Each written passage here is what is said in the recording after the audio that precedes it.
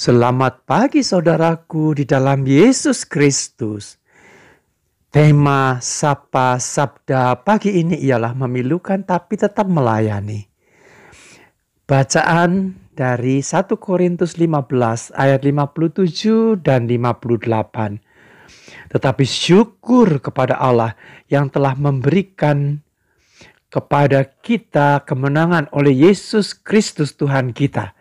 Karena itu saudara-saudaraku yang kekasih, berdirilah teguh, jangan goyah, dan giatlah selalu dalam pekerjaan Tuhan. Sebab kamu tahu bahwa dalam persekutuan dengan Tuhan, jerih payahmu tidak sia-sia. Seneca, seorang filsuf Yunani, pernah berkata, tutup mulut atas pelayanan yang telah Anda berikan, tapi bicarakan pertolongan yang telah Anda terima. Banyak orang yang belum berhasil untuk tidak membicarakan perbuatan baik yang sudah dilakukannya dan berharap mendapat balasan atas apa yang sudah dilakukannya. Jika memang demikian, akan makin sedikit di antara kita yang bisa menjadi sobat Yesus Kristus. Dalam suratnya, Paulus berkata, tetapi syukur kepada Allah yang telah memberikan kepada kita kemenangan oleh Yesus Kristus Tuhan kita. Di ujung pergumulan hatinya, Rasul Paulus berusaha untuk menjadi sahabat Yesus yang sejati. Justru ketika ia ada di dalam penjara karena fitnahan.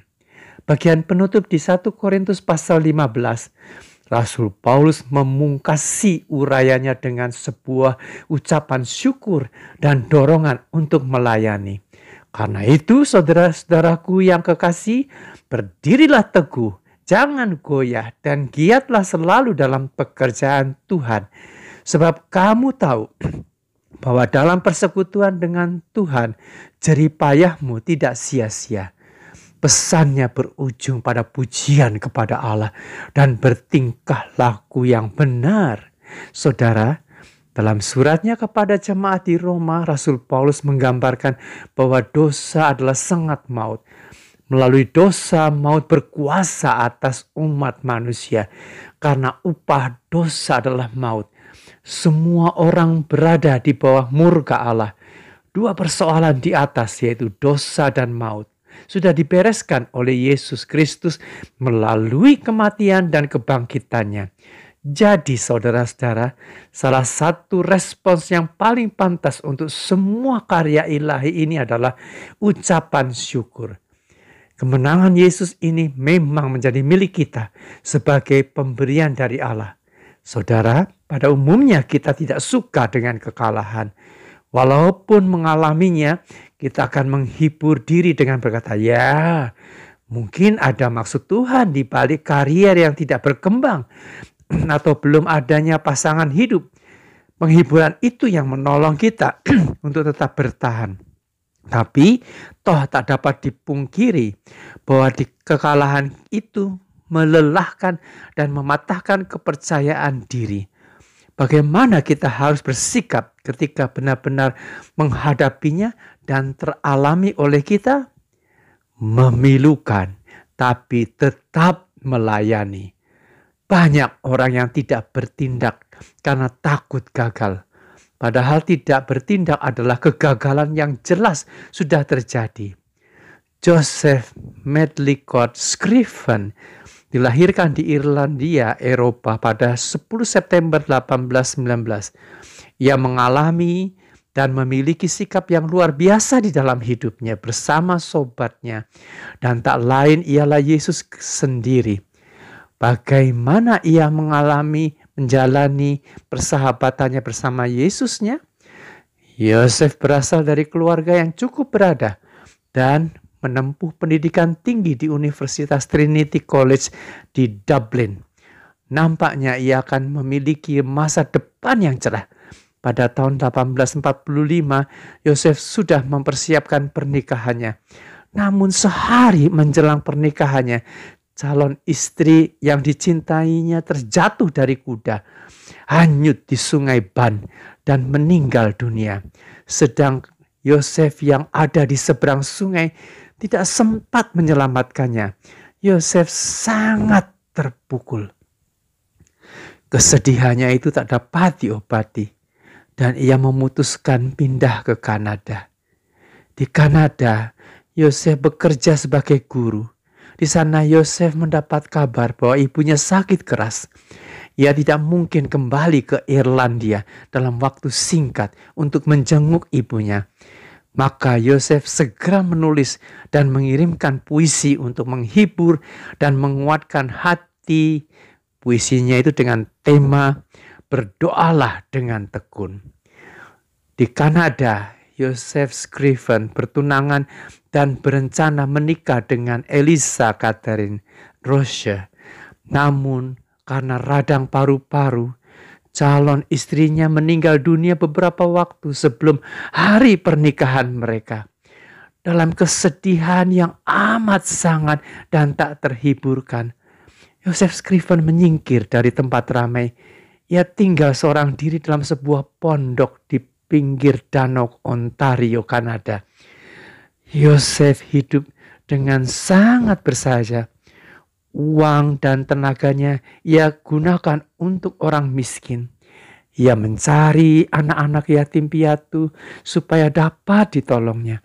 Ia bekerja sebagai tukang kayu sukarela bagi para janda yang miskin.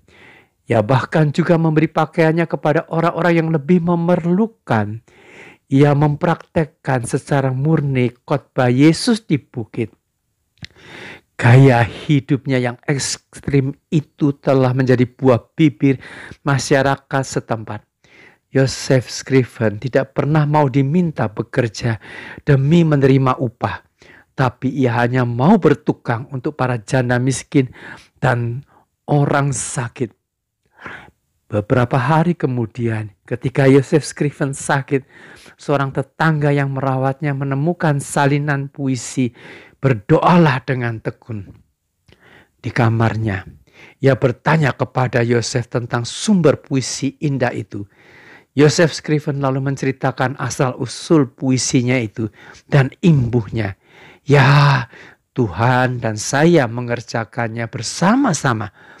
Puisi itu nantinya diaransir musik oleh Charles Crozet Converse dan diberi judul baru menjadi What a Friend We Have in Jesus, yang kita kenal dalam Kidung Jemaat 453 dengan judul Yesus Kawan yang Sejati. Menjelang akhir hidupnya, Scriven tidak lagi memiliki rumah. Ada kalanya ia menginap di satu keluarga, di lain kesempatan dengan keluarga yang lain. Pada tahun 1886 dalam usia 67, ia sakit keras ketika tinggal di rumah seorang kawan. Dan pada suatu malam, Yosef menghilang dari kamar tidurnya.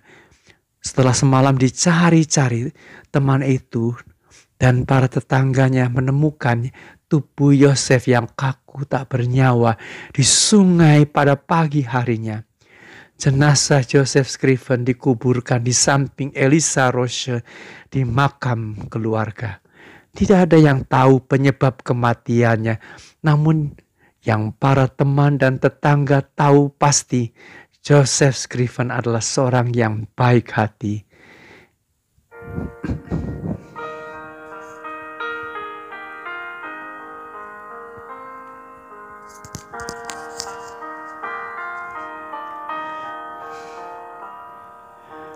What a friend we have in Jesus, all our sins and griefs to bear.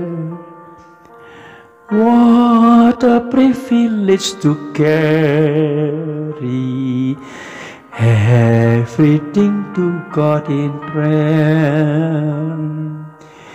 Oh, what peace we often forfeit. Oh, what needless pain we bear. All because we do not carry everything to God in prayer. Kriteria yang baik untuk mengukur keberhasilan Anda dalam hidup ini adalah menghitung jumlah orang yang telah Anda buat bahagia. Selamat pagi, Tuhan memberkati. Amin.